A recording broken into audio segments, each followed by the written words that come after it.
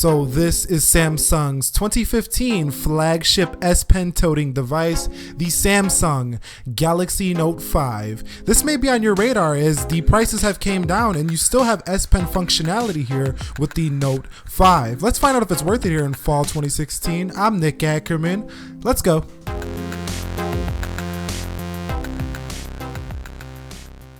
So let's begin this with the key specs. The Note 5 is rocking a 5.7-inch 2K Super AMOLED display, an Exynos 7420 octa-core CPU, 4GB of RAM, a 3000 mAh battery, 16 megapixel 4K video recording camera, a heart rate sensor, as well as a fingerprint scanner for the Galaxy Note 5. Alright, let's take a quick look at the hardware of the Samsung Galaxy Note 5, my favorite part about it. Up at the top, you're going to find these ambient light sensors, as well as the headphone grill, as well as that 5 megapixel camera capable up to 4K recording on the front as well. At the bottom, we're going to find ourselves the fingerprint scanner. On the right side, we're going to find ourselves that 7000 series aluminum and a power button. At the bottom, we're going to find ourselves the micro USB, speaker grill, S Pen slot, and that S Pen is a nice clicky mechanism, a first for the Note series. So you can click it in and out just like a pen, and it does have 2094 pressure sensitivity levels, so it's a very accurate pen. You can put dark marks and things like that, and very nice design here, and it's very clicky, and it might get actually a little bit distracting with this clicking mechanism right here on the S Pen. On the left, we do have ourselves the volume rockers for the Note 5, and at the top we do have ourselves the nano SIM tray, as well as a microphone port, no IR blaster, and no expandable storage. At the back is that 16 megapixel camera, that heart rate sensor, and at the bottom we do have the Galaxy Note 5 branding right there, and this back is curved, so it's very nice curved glass on the back, and it rolls right off your thumb, and it makes for a very ergonomic feel within the hand of the Galaxy Note 5, which is nice stuff. Now, we do have 7000 series aluminum wrapped all the way around this body, so it's very sturdy and very durable in that regard for the Note 5. And the speaker grill, I do want to mention, is easy to block if you are listening to some audio, but the speaker sounded. Now, in terms of the software on the Samsung Galaxy Note 5, we are running Android version 6.0.1 Marshmallow with a guaranteed update to Nougat according to Samsung, so we're still waiting on that, but hopefully they are going to push it out here soon to our devices. But Android 6.0.1 Marshmallow is not too far behind the latest and greatest Android version, and it runs pretty smooth here with the TouchWiz layer over top. I know a lot of people do not like TouchWiz, but it runs pretty fast here on the Note, and we do have all these included features within the notification panel, ultra power saving mode being one of the best, NFC, smart view, power saving flashlight, and so much more. Within the settings, you can see we do have pretty nicely laid out. They did slim down a little bit on the TouchWiz, still a lot of features, but overall I think it's a little bit more slim than it used to be on the older Note devices. We do have S Pen features in this device, so we do have Air Command, Air View, Direct Pen Input Pointer, Detachment Options, Screen Off Memo, S Pen Alerts, S Pen Power Saver, and S Pen Sound. In advanced features, we do have more things such as our one-handed operation to make it easy to operate this baby one hand. We do have Pop-Up View, Smart Capture, Palm Swipe to capture, Direct Call, Smart Alert, Easy Mute, and more. There's just so much going on here, and that double click to launch the camera application is just amazing here. Very quick, and when you need to get that perfect shot, it's right there handy to go. Now, in terms of battery life on the Note 5, we do have many features: power saving, ultra power saving, fast cable charging, fast wireless charging. You can display your battery percentage, check everything out here in the battery settings, but in terms of how it actually performed, I'm getting around 4 to 4.5 hours on screen time with the Note 5, with about 12 to 18 hours of standby, so it's pretty solid battery. I can get through a day with the Note 5, but you know, I'm not gonna say I end the day with a lot of battery. This is the phone you're gonna have to charge every night, but for that 2K AMOLED screen and all the beautiful glory, it's pretty decent overall for having all the power that you have to push with the Note 5. Now, in terms of the camera quality itself, the camera quality on the Note is amazing, and it does come with a plethora of features. You have auto mode, pro mode, selective focus, panorama, video collage, live broadcast to YouTube, slow motion, fast motion.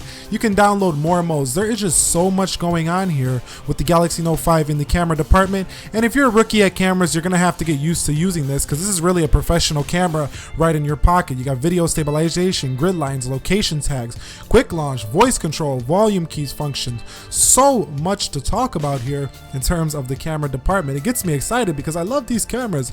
You can see right here 16 megapixels. You can change the megapixel levels. You can take pictures really quickly here.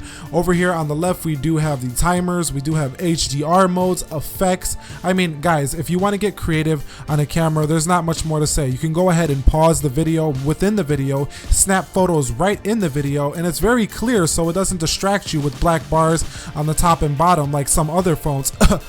iPhone. And that double quick launch is just always on point here for the camera. So the camera is a win here for that 16 megapixel sensor on the Note 5.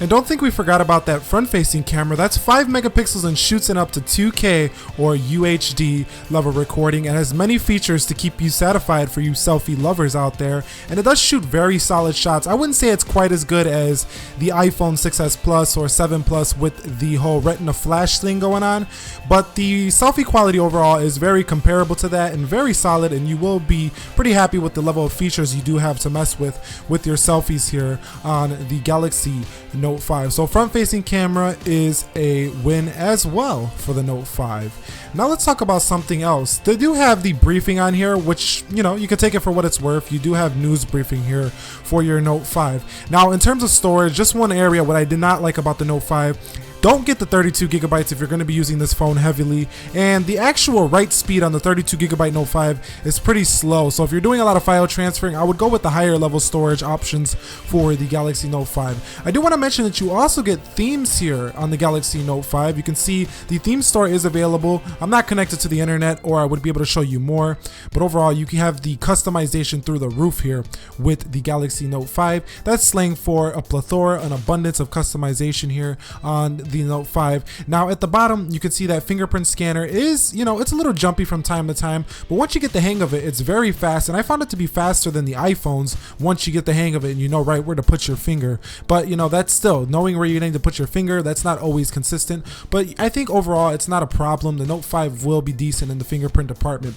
Now Samsung Pay is also included, and they recently updated this where now they have gift cards and memberships, and you get rewards with your Samsung Pay now. So Samsung Pay does work accurate, and I do have the 6s Plus, and Samsung Pay is available on the lock screen, and it always worked more efficiently and effectively than the Apple iPhones do of the world. It works everywhere because it mimics a card reader on your, you know, your debit card or your credit card.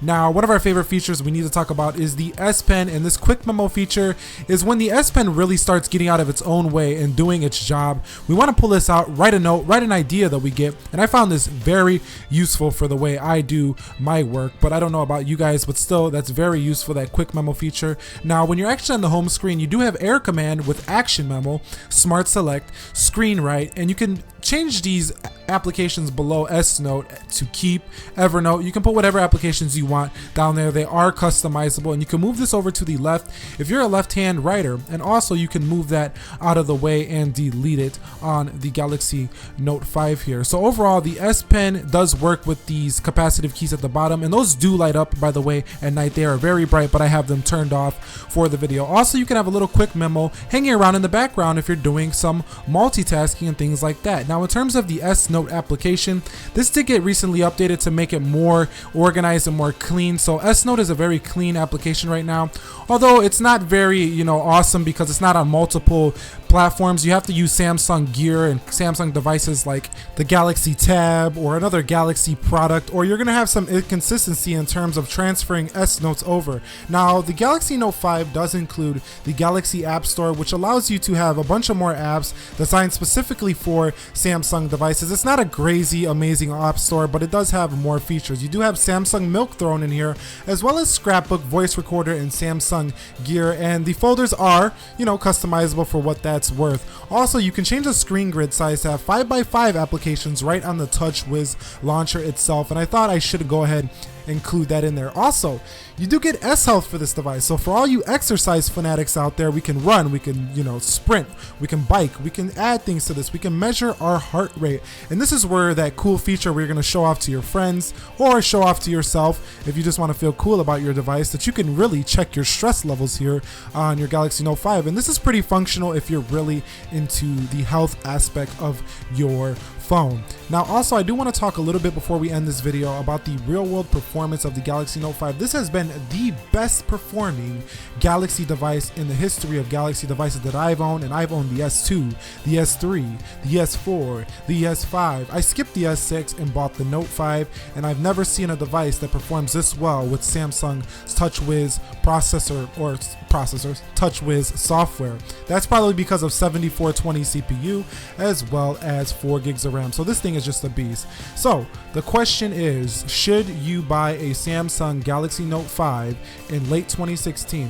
Well, I think you should. Why? Because all of these newer budget mid-range phones that are coming on are just kind of now catching up to what the Galaxy Note 5 already had in 2015. This is still a very relevant phone, and it does not blow up. It does not have any overheating issues in my experience. It does have S Pen, and this one will serve you well. You just have to deal with a few minor sacrifices like no expandable storage and no removable battery. But overall, if you guys enjoyed this video, click the like button for me, subscribe to the channel for more technology videos like this. I will catch you all in the next one. Be well and peace.